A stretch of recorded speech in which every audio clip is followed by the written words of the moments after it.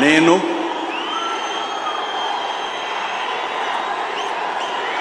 నారా చంద్రబాబు నాయుడు అనే నేను శాసనం ద్వారా నిర్మితమైన భారత రాజ్యాంగం పట్ల నిజమైన విశ్వాసం విధేయత చూపుతానని భారతదేశ సార్వభౌమాధికారాన్ని సమగ్రతను కాపాడుతానని ఆంధ్రప్రదేశ్ రాష్ట్ర ముఖ్యమంత్రిగా నా కర్తవ్యాలను శ్రద్ధతో అంతఃకరణ శుద్ధితో నిర్వహిస్తానని భయం గాని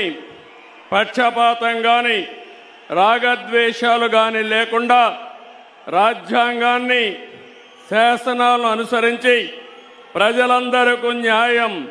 చేకూరుస్తానని దైవ సాక్షిగా ప్రమాణం చేస్తున్నాను.